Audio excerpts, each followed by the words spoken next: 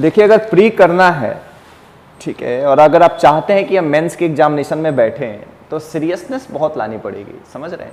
अब देखो, तुमको मोटिवेशन की जरूरत हो तो क्या करना है, बहुत ध्यान से देखना, ठीक है। जब भी मोटिवेशन की जरूरत हो आपको अपनी लाइफ में, जब भी लगे कि नहीं ठीक है एग्जाम नहीं हो पा रहा, या ऐसा लगता है तैयारी के दौरान, मैं आपको बताता हूँ, तैयारी के दौरान कई बार ऐसा लगेगा कि यार कहीं गलत डिसीजन तो नहीं लिया, कुछ है और तैयारी तो नहीं करना चाहिए था हमको, किसी और रास्ते, ठीक है। देखो, मैं कॉमन सबके साथ बोल रहा हूँ, ये सबके साथ होगा कि ऐसा तो नहीं है कहाँ आ गए हम, ये मेरे बस का नहीं है, इतने सारे लोगों का हो रहा है मेरा नहीं हो रहा है, ठीक है। कई बार किस्मत से मैं ऐसे मित्रों को भी जानता हूं जो 3-3 अटेम्प्ट इंटरव्यू देने के बाद चौथा अटेम्प्ट प्री फेल कर गए, ठीक है। तो ऐसा नहीं है, कई बार किस्मत आपका साथ नहीं देगी, ठीक है। देखिए, मोटिवेशन के लिए क्या करें, सबसे पहले तो अपने दिमाग को अभी से एकदम शांत करिए, कुछ भी सोचना नहीं है, एकदम शांत करिए, कुछ भी सोचना नहीं है। देखो क्या ऐसा कर पा रहे हो कोई भी, अपने दिमाग को इतना शांत कर लो कि आपके दिमाग में कोई ख्याल ही ना आ रहा हो, नहीं हो पा रहा है, टफ है, ये कंसंट्रेशन चाहिए। पहले शांत करो, 2 मिनट हम तुमको देते हैं, 2 मिनट अपने दिमाग को ब्लैंक कर देना है, कुछ भी तुम्हारे दिमाग में ख्याल नहीं आ रहा है, नहीं कर पा रहे, किसी का हो गया भाई, नहीं हो पा रहा। अब एक काम करिए, अब हम आपको एक तरीका बताते हैं, अपने आंखें बंद करिए और ओम का इमेज बनाइए अपने दिमाग में, बस आपका ध्यान ओम की तरफ जाना चाहिए, इसकी ताकत दिखाना, एकदम अपना दिमाग शांत करिए और कुछ नहीं करना है, बस ओम बनाइए और उसके बारे में सोचिए कि उसका स्ट्रक्चर कैसा है, वो कैसा है, एक अंधेरे में ओम कैसा हमको दिखाई दे रहा है।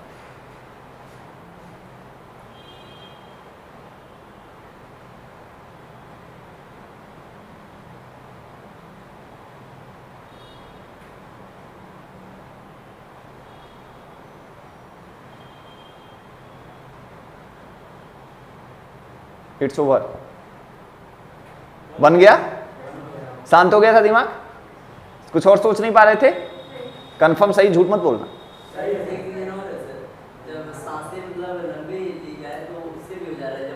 हाँ, जब सांसें लंबी लोगे वो तो अलग प्रैक्टिकल है, तो रामदेव बाबा वाला प्रैक्टिकल है, मैं पढ़ाई कंसंट्रेशन वाले की बात कर रहा हूँ। कंसंट्रेट, अब ऐसा नहीं ना पढ़ने बैठेंगे तो करेंगे,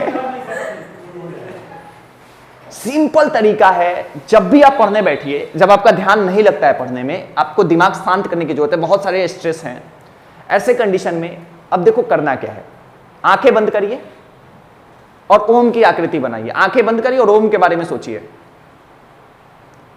और सोचिए आंखें बंद करते हुए आप ये सोचिए, ओम की आकृति बनाते हुए, कि अगर आप एग्जामिनेशन देने जाते हैं, तैयारी कर रहे हैं, प्री का एग्जामिनेशन देने आप जा रहे हैं, एग्जामिनेशन के दौरान प्री का एग्जाम आपका अच्छा जाता है, आप मेंस के लिए जाते हैं, प्री का रिजल्ट आता है, प्री क्वालिफाई हो जाते हैं, अगला अटेम्प्ट मेंस का है, आप जबरदस्त तैयारी कर रहे हैं, मेंस भी हो गया, इंटरव्यू के लिए तैयारी कर रहे हैं, पर्सनालिटी डेवलपमेंट बहुत अच्छा चल रहा है, मेंस के लिए इंटरव्यू के लिए गए, इंटरव्यू भी हो गया, फाइनल रिजल्ट का बस इंतजार है, आप रिजल्ट का दिन क्लियर है, आप लैपटॉप लेके बैठे हुए हैं, जैसे ही आपने क्लिक किया आपको पता चला आप अब आईएएस बन गए।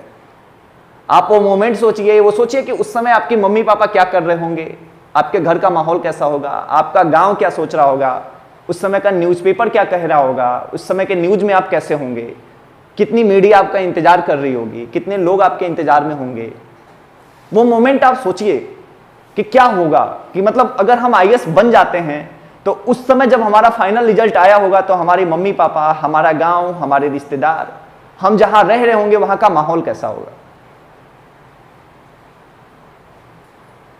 अब थोड़ा सा आप ये सोचिए, अगर नहीं होता है तो हमारी जिंदगी में क्या है, अगर हो जाता है तो क्या जो ओम हमने सोचा अंधेरे में वो ओम जैसा हम चमक रहे हैं या नहीं चमक रहे, और अगर नहीं होता है तो क्या हम उस अंधेरे में नहीं खो जा रहे जहां हम नहीं जाना चाहते। तो हमारे पास विकल्प क्या है, कि हमारे पास विकल्प सीधा सा यही बचता है कि सेलेक्ट होना है, एनी हाउ सेलेक्ट होना है। बात समझ में आई? समझ में आया? अब जब भी आप मोटिवेट ना हो पाए, ठीक है, जब भी आपको मोटिवेशन की जरूरत पड़े तो आप बैठ जाइए या आप आंखें बंद करिए और सो जाइए, थोड़ा सा 2 मिनट सो जाइए और आप उस चीज को एज्यूम करिए कि यार हम यहां तैयारी करने आए हैं, अगर सही से पढ़ते हैं तो शायद कल हमारा प्री अच्छा होगा, मेंस अच्छा होगा, इंटरव्यू अच्छा जाएगा, हम सेलेक्ट होंगे।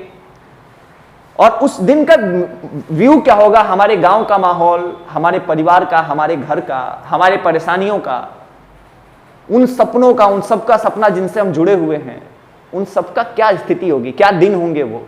उस दिन के बारे में जिस दिन तुम बैठ के सोच गए ना, अपने घर में आने वाले इस न्यूज़पेपर में जिस दिन तुम्हारी फोटो लगी होगी और ये प्रेजेंट हो रहा होगा कि देखो ये आईएएस बन गया लड़का, वो दिन तुम्हारे दोस्त, तुम्हारे रिश्तेदार, तुम्हारे घर वाले, हर व्यक्ति तुमको फोन कर रहा होगा और उसी मोमेंट पे तुम्हारे पास इंडिया के प्राइम मिनिस्टर का फोन आता है कि कंग्रेचुलेशन, आप यूपीएससी के टॉप लिस्ट में हैं। आपके पास आपके स्टेट के सीएम का फोन आता है कि भाई तुमने हमारे क्षेत्र का, गोरखपुर क्षेत्र का नाम रोशन किया है, बहुत बहुत बधाई हो तुमको। वो मोमेंट सोचिए जब राष्ट्रपति के हाथों से आप पुरस्कार ले रहे होंगे, वो जब ये आप अपने अंदर लाना शुरू कर दोगे ना, तो फिर दुनिया में कोई किसी मोटिवेशनल स्पीकर की जरूरत आपको नहीं पड़ेगी। आप खुद के लिए मोटिवेटर हो, हर सेकंड खुद को मोटिवेट रखोगे। बात समझ में आई है नहीं है? क्लियर? जरूरत पड़ेगी मोटिवेशन की? अब सेल्फ मोटिवेट करो खुद को कि वो दिन भी क्या दिन होंगे जो जब भी थक जाओ, जब भी हार जाओ, जब भी लगे कि यार अब ऊर्जा नहीं बची, अब मन नहीं करता, मन नहीं लगता, मन कैसे लगाएं, बस बैठ के सोच लो इसके बारे में कि ऑप्शन क्या है हमारे पास। अगर कल मैं आईएएस नहीं बनता हूं तो मेरे पास दूसरा रास्ता यह होगा कि मम्मी पापा या हम कहीं से हाथ पैर जोड़ के कहीं प्राइवेट नौकरी कर लेंगे और अपने जीवन को पूरी तरह से अभाव में गुजार देंगे। भाई तब हमको सोचना पड़ेगा कि भाई 15,000 20,000 की नौकरी है, चाहे लड़कियां हैं कि भाई आज हम खुले आसमान में निकले हैं तो कुछ कर ही लेते हैं बड़ा, ठीक है। कल हो सके कि फिर वही हो कि मतलब आज एक ऑप्शन हमारे पास है आईएएस बन के फिर हम खुल के काम कर पाए, अपने जीवन को जी पाए, और कल दूसरा ऑप्शन ये है कि मम्मी पापा हमारा शादी कर दें और फिर एक बंधक जीवन में हम जो है अपने जीवन को गुजार ले जाएं, अपने सपनों को हम नहीं आगे कर पाए। तो 2 ही रास्ते हैं आपके पास। लड़कों के पास भी यही ऑप्शन है कि बेटा या तो अगर तुम मजबूर होकर अपने जीवन को गुजार लेना चाहते हो कि मजबूरी में ही, अभाव में ही जीवन गुजर जाए, 10-15 हज़ार की नौकरी करना पड़े, प्राइवेट काम करना पड़े और हमेशा इस बात के लिए सोचना पड़े कि हमारे पास कार कब होगी, बाइक कब होगी, घर कब होगा, तो दूसरा रास्ता आपके पास ये है। और पहला ये है कि भाई तुम आराम से तुरंत लोअर या मिडिल क्लास से अपर क्लास में तुरंत शिफ्ट कर जाओ। तो 2 ऑप्शन आपके पास हैं। अब ये दोनों ऑप्शन अगर आपके पास हैं तो इस दोनों ऑप्शन में कैसे काम करना है, क्या सोचना है और कैसे करना है, इसके लिए अब आपको दुनिया में किसी मोटिवेशनल स्पीकर की जरूरत नहीं होती। हम क्या कहते हैं कि दुनिया में उम्मीद की किरण सिर्फ आप है, सिर्फ आप अपने उम्मीद की किरण है। आपको उम्मीद की किरण की जरूरत नहीं है, आपको किसी मोटिवेशन की जरूरत नहीं है। आपने जिस दिन सोच लिया कि हमको यूपीएससी करना है, ऑनेस्टली उसी दिन आप मोटिवेशनल अपने अंदर ला लिए, उस दिन खुद के लिए प्रेरणा बन गए तुम कि यार यूपीएससी करना है, ठीक है। बात समझ में आई या नहीं है? क्लियर? चलिए, थैंक यू। अब चलिए हम लोग हिस्ट्री की शुरुआत करते हैं, ठीक है। हिस्ट्री की शुरुआत करते हैं। बहुत शांत हो गए तुम लोग। ये वास्तव में मैंने तुमको तुम्हारे सपने सामने रख दिए कि 2 रास्ते हैं तुम्हारे पास, एक इधर भी एक इधर भी है, ठीक है। अब्दुल कलाम साहब को नाम तो सबने सुना होगा, सुना है। एक बार उनका एनडीए में सिलेक्शन हुआ, एनडीए में सिलेक्शन हुआ और वो बेचारे उत्तराखंड गए, ट्रेनिंग करने जाना था उनको। उनकी बहन थी, ठीक है, उनकी बहन थी और बहन ने क्या किया था, शादी वादी हो गई थी तो बहन ने अपने गहने, चूंकि अब्दुल कलाम साहब के पास कर्नाटक के रहने वाले थे, उनके पास बेचारे के पास पैसे नहीं थे, किराया भाड़ा नहीं था कि वो ट्रेनिंग के लिए जा पाए, मतलब इंटरव्यू के लिए जा पाए। तो क्या हुआ कि उनकी बहन ने अपने जो थोड़े बहुत गहने थे उसको बेचकर इनको किराया दिया कि जाओ। हो सकता है आप में से बहुत सारे लोगों के मम्मी पापा बहुत कुछ त्याग करके यहाँ भेजे हों कि यार मेरी यही बचाई हुई पूंजी है, या बहुत सारे लोग ठीक है आपने अपने खुद सेल्फ करके बचाया होगा तो यही आपकी पूंजी है, आप उसको इन्वेस्ट करने यहाँ आए हुए हैं, ठीक है। अब्दुल कलाम गए वहां पे, तो अब्दुल कलाम जब वहां पे गए तो नहीं हो पाया उनका, 6 ही सीट थी, 7वें नंबर पे वो आए, नहीं हो पाया। वापस आने का किराया नहीं था बेचारे के पास। सोचे थे जाएंगे तो भाई अधिकारी तो बन ही जाएंगे, सोचे थे जब जाएंगे तो अधिकारी तो बन ही जाएंगे, लेकिन नहीं हुआ उनका सिलेक्शन। फिर वो वापस लौटते हुए उत्तराखंड में ऋषिकेश जैसी जगह है, वहां पे वो पहुंचते हैं और सोचते हैं कि यार अब जीवन तो बेकार है, सुसाइड कर लेते हैं, क्या मतलब है इस जीवन का, सुसाइड कर लेते हैं, मर जाते हैं। पहाड़ पे खड़े हो जाते हैं और ऊंचाई गहराई नापने लगते हैं, ये कूदेंगे तो कितनी हड्डियां बचेंगी और कितनी टूटेंगी, क्या हम मरेंगे कि बच जाएंगे, ये सब नाप जोख लेते हैं। सुसाइड करना लोगों को आसान लगता है, लेकिन मौत जब सामने खड़ी होती है तो बड़े बड़े लोगों की हालत खराब हो जाती है। इतना आसान नहीं है सुसाइड करना, ठीक है। तो वो उस रास्ते पर जाते हैं। तब तक गंगा जी की आरती वारती करके एक हमारे गुरु जो हैं, संत गुरु बाहर निकलते हैं, देखते हैं कि यार लड़का ये क्या कर रहा है। फिर वो आते हैं उनके पास, कलाम के पास, कहते हैं कि बेटा क्या कर रहे हो। उनको पता चल जाता है कि भाई ये लड़का क्या सोच रहा है, तो पता चल ही जाएगा क्यों आगे पीछे आ रहा है, इसका मतलब कुछ तो बात है। पूछते हैं क्या हुआ बेटा, तो बताते हैं साहब ऐसी ऐसी बात है और ये बात हुई है। तो कहते हैं ठीक है चलो आश्रम चलो, खाना वाना खाओ, कल कर लेना, ये क्या दिक्कत है। वो जाते हैं, फिर कहते हैं कि लौटने का किराया भी नहीं है। तो कहते हैं किराया तो हम तुमको दे देंगे। फिर वो कहते हैं कि साहब क्या है मतलब है इस जीवन का, ये जीवन जो हमको मिला था इसमें हम कुछ कर ही नहीं पाए। तो ऋषि मुनि समझाते हैं कि बेटा देखो, हो सके आप इससे बहुत बड़े काम के लिए बने हो, भगवान आपसे कुछ बहुत बड़ा करवाना चाहता हो। यकीन मानिए उस दिन अब्दुल कलाम अगर एनडीए में सेलेक्ट हो जाते तो भारत इतनी मिसाइल के तौर पे आगे नहीं जा पाता। उस दिन उस गुरु ने समझाया कि तुम इससे बहुत बड़े काम के लिए बने हो, ठीक है। और वो बिखरे जुल्फे वाला कलाम जो यात्रियों को एक तरफ से दूसरे तरफ जो है, शिव भक्तों को एक तरफ से दूसरे तरफ ले जाया करता था और उस दौरान अपनी पढ़ाई किया करता था। संघर्ष वो भी है। अब्दुल कलाम जो है नाव पे यात्रियों को बैठाते थे और एक तरफ से दूसरे तरफ ले जाया करते थे और उस दौरान अपनी पढ़ाई भी किया करते थे और नाव वगैरह पे काम भी किया करते थे। उस दौरान अपनी पढ़ाई करते हैं। और यकीन मानिए इस देश ने गांधी के बाद और बुद्ध के बाद किसी को बहुत ज्यादा सम्मान दिया, जाति धर्म या अन्य हर चीजों से ऊपर उठकर, तो अब्दुल कलाम का नाम होता है, ठीक है। तो कभी फेल्योर से ना कभी डरिए मत। असफलता एक चुनौती है।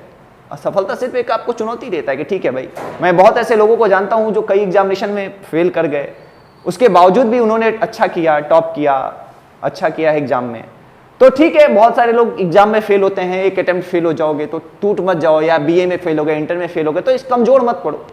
कमजोर पड़ने की जरूरत नहीं है, ठीक है। बस मजबूती से फिर अगला कदम बढ़ाने की तरफ आगे जाओ कि कैसे हमको मजबूती से आगे बढ़ाना है, क्योंकि आपके पीछे आपके घर के सपने हैं, आपके अपने अपनों के सपने हैं, आपके माँ बाप के सपने हैं, आपके छोटे भाइयों बहन के सपने हैं, छोटी बहन छोटा भाई हो सके बहुत कुछ सेक्रीफाइस आपके लिए कर रहा हो कि कल तुम आईएएस या आईपीएस बन जाओगे तो उसके अपने सपने पूरे हो जाएंगे, उसके भी अपनी विजन होगा, वो सपने देखता होगा आपको लेके कि भाई ये मेरा भाई है, मेरा बहन जो है आईएएस बनने गई है या पीसीएस बनने गई है, कल ये सेलेक्ट हो जाएगी तो हम ऐसे स्कूल में पढ़ेंगे, ऐसा हमारे पास व्यवस्थाएं होंगी, ऐसे हमारे पास गाड़ियां होंगी, ठीक है। तो उन सपनों को भी अपने पीछे देखो। जैसे कई बार आप फोन में बहुत इन्वॉल्व हो जाते हैं, दोस्ती में बहुत इन्वॉल्व हो जाते हैं, लोगों में बहुत इन्वॉल्व हो जाते हैं, ये मत करिए। जब भी आप देखिए ना कि आप गलत ट्रैक पे हैं तो एक बार उन सपनों के बोझ को महसूस करिए आप कि आप अपने अकेले नहीं आए हैं। और देखो जानवर और इंसान में बहुत फर्क होता है यार। स्वार्थी जानवर होता है, इंसान स्वार्थी नहीं हो सकता। अपने स्वार्थ के लिए, अपना मजा आ रहा है इसलिए आप एक ऐसा काम मत करो जिसमें आप अपने घर के सपनों को मार दो, अपने परिवार के सपने को मार दो, अपने गांव के सपनों को मार दो, अपने गुरुओं के सपनों को मार दो, बहुत सारे टीचरों का भरोसा आपके ऊपर है वो सपनों को मार दो, अपने दोस्तों के सपनों को मार दो, सिर्फ इसलिए कि तुमको मजा आ रहा है, ठीक है। यकीन मानो उस समय तो मजा आएगा लेकिन पूरा जीवन तुम्हारा सजा में बीतेगा। हर एक क्षण खुद को कोसोगे कि यार मैंने क्या कर लिया, मैं कर सकता था लेकिन उस समय मैंने नहीं किया, ठीक है। तो ये सारी चीजें जब एक बार आप सोचेंगे ना, विजन बनाएंगे ना, तो यकीन मानिए आपको किसी मोटिवेशनल स्पीकर की जरूरत नहीं पड़ेगी कभी भी। आप खुद के लिए मोटिवेशन हो, खुद के लिए आप वो दीपक हो, वो चिराग हो जो खुद जलते रहोगे और बुझोगे भी तो खुद की वजह से बुझोगे, तुम्हें दूसरा कोई नहीं बुझा सकता। अगर आप फेल्योर करेंगे, आप अगर अपने रास्ते से हट जाएंगे, अगर आप टूटेंगे तो इसमें सिर्फ और सिर्फ वजह आप होने जा रहे हैं, कोई और वजह नहीं होने जा रहा है। आपको मैं या दुनिया में कोई भी व्यक्ति आपको डिस्ट्रैक्ट नहीं कर सकता अगर तुम खुद ना चाहो तो। जिस दिन तुम खुद चाहोगे उसी दिन तुम डिस्ट्रैक्ट हो जाओगे। बात समझ में आ रही? वरना मजबूत इतने बनो। अच्छा एक बात बताओ यार, तुमको दुनिया में कोई डिस्टर्ब कर देता है? ये दिमाग तुम्हारा, इस दिमाग को अपने अनुसार नहीं दूसरे के अनुसार संचालित करते हो कि गुस्सा कोई दूसरा दिलाता है तो तुमको गुस्सा आ जाता है, दूसरा कोई तुम्हारे दिमाग के साथ खेलता है तो तुम्हारा दिमाग घूम जाता है। इतना कंट्रोल नहीं तुम्हारा अपने दिमाग पे, अपने माइंड पे कि यार ये मेरा दिमाग है, तुम्हारे तरफ से संचालित होना चाहिए। अगर सामने वाला तुमको हो सके तुम्हारा रिश्तेदार हो, तुम्हारा दोस्त हो, और जानबूझ के तुम्हें डिस्टर्ब करने की कोशिश करो और तुम डिस्टर्ब हो जा रहे हो, तो तुम्हारा दिमाग तुम्हारे बस में कहां है, वो तो उसके बस में है। बात समझ में आ रही है नहीं? तो आप जो है, मैंने बोला था कि एक प्रतिज्ञा ले लो, एक कसम खा के बैठ जाओ, जब तक आईएएस नहीं बनेंगे ये फोन डिवाइस जो है ना, वो 2 घंटे से ज्यादा नहीं चलाएंगे, 2 घंटे ज्यादा यूज नहीं करेंगे, इससे कम ही यूज करेंगे, ठीक है। और देखो, हर एक कार्य को करने के लिए एक प्रतिज्ञा की जरूरत होती है, एक डेडिकेशन, एक ईमानदारी, एक ऑनेस्टी चाहिए होता है, तब जाके किसी काम को आप कर पाते हो। ईमानदारी नहीं रहेगी आप में तो आप चाह के भी किसी काम को नहीं कर पाओगे। डेडिकेशन तो चाहिए। और जिस एग्जाम के लिए आप आज जा रहे हो, यूपीएससी या यूपीपीसीएस, ये पूरे इंडिया का सबसे टफ एग्जाम है, सबसे टफ एग्जाम है। आप ब्यूरोक्रेट्स बनोगे। आज आप अपने परिवार की जिम्मेदारियों को तोड़ दे रहे हो, अपने भाई बहनों के सपनों को तोड़ दे रहे हो, अपने गांव के सपनों को तोड़ दे रहे हो। कल आईएएस बन के क्या गारंटी है कि आप पूरे जिले के सपनों को नहीं तोड़ दोगे? बात समझ में आ रही है? इसलिए जिम्मेदारियों का बोझ उठाना अभी से सीख जाओ कि बहुत तुम नहीं आए हो, तुम्हारे माँ बाप। सोचो मम्मी क्या सपने देखती होंगी घर पे बैठ के कि यार मेरा बेटा आईएएस बनेगा तो कम से कम आईएएस की कुर्सी पे तो बैठ जाएंगे। देखो, माँ के बहुत बड़े सपने नहीं होते हैं। माँ को ये नहीं चाहिए कि बहुत ज्यादा गहने चाहिए, बहुत ज्यादा सुख सुविधाएं चाहिए, बहुत बड़ा घर चाहिए। माँ को बस ये चाहिए कि बैठने देखना चाहते हैं कि हमारा बेटा जो है एक सम्मान, या हमारी बेटी एक जगह सम्मानित जगह पे, ऐसे जगह बैठी हुई है जहां पे दुनिया जो है फख्र कर रही है, लोग उस पर फख्र कर रहे हैं। तब माँ बाप को लगता है यार मेरे बेटे ने कुछ किया है, बड़ा किया है। तो उनके सपनों को तो मत तोड़ो, अपने माँ के सपनों को, अपने पिता के सपनों को, जो बहुत फख्र से जाके लोगों के बीच में कहता होगा हम अपने बेटे को भेजें गोरखपुर आईएएस की तैयारी करने के लिए, अपने बेटे को भेजें पीसीएस की तैयारी करने के लिए, और तुम आके यहाँ पे क्या करते हो? 10 घंटे सोते हो, 4 घंटे दोस्तों के साथ चाय पीते हो, 3 घंटे घूमने चले जाते हो। और पिता ने क्या सपना देखा है वहां पे जाके कि हमारा बेटा यार तैयारी कर रहा है, आईएएस बनेगा।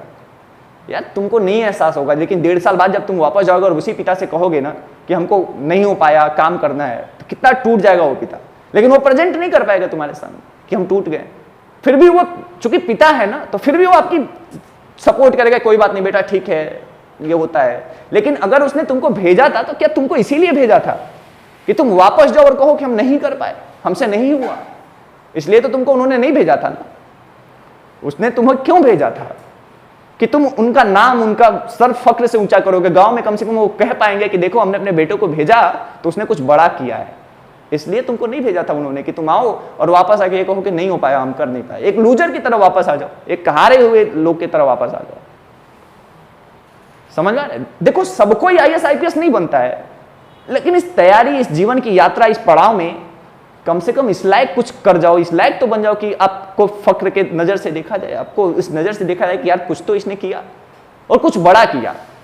नो डाउट सब आईएएस आईपीएस नहीं बनते हैं, बहुत हजारों लाखों बच्चे तैयारी करते हैं, लेकिन लूजर भी नहीं बनते। अगर ईमानदारी से आपने तैयारी किया तो कुछ तो बनोगे यार, और डेडिकेशन अगर पूरा दिखा है तो आईएएस ही बनोगे, ठीक है। मजबूरियां कई इंसानों को कमजोर करती हैं और मजबूरियां कई इंसानों को बहुत मजबूत करती हैं, ठीक है। कमजोर इंसान जब भी समस्याएं आती हैं तो बिखर जाता है, और मजबूत इंसान और भी समस्याओं में क्या होता है? मजबूत हो जाता है। शाम को रिजल्ट आता है, फेल हो गए, कोई बात नहीं, फिर अगले दिन उसी डेडिकेशन के साथ लग जाओ, सफलता मिलेगी। लेकिन फेल होकर अगर बिखर गए, टूट गए तो सफलता। अभी आप तैयारी शुरू किए हैं, आने वाले 12-14 महीने में बहुत सारी समस्याएं आपके जीवन में आनी है। कभी पारिवारिक समस्याएं, कभी आर्थिक समस्याएं, कभी घर की समस्याएं हैं, कभी दोस्तों की समस्याएं हैं, कभी हेल्थ की समस्याएं हैं। हर तरह की समस्याएं आपको परेशान करेंगे, क्लियर है एकदम। लेकिन आप देखो ना, आप अकेले नहीं हो जो इस समस्याओं से झेलोगे। बहुत सारे लोग, बहुत सारे बच्चे इन समस्याओं से लड़ते हुए, झेलते हुए भी आईएएस और आईपीएस बनते हैं। और अगर इतना ही आसान होता आईएएस आईपीएस बनना तो सब नहीं बन जाते। इन समस्याओं से पार करना पड़ता है, लड़ना पड़ता है, और डेली लड़ना पड़ता है, तब जाके आप आईपीएस आईएएस बनते हो। ऐसे नहीं बनते हो। जो लोग वहां पहुंचते हैं वो ऐसे नहीं पहुंच जाते हैं, वो बहुत, उनके पीछे बहुत संघर्ष छिपा होता है, उनके पीछे बहुत सारी कहानियां छिपी होती हैं, तब जाके वो वहां पहुंचते हैं। तो आपको लगता है, कई बार आप सपने में सोचते हो यार आईएएस बन जाएंगे और 2 घंटे की पढ़ाई करके आईएएस बन जाएंगे, तो दैट्स इनफ।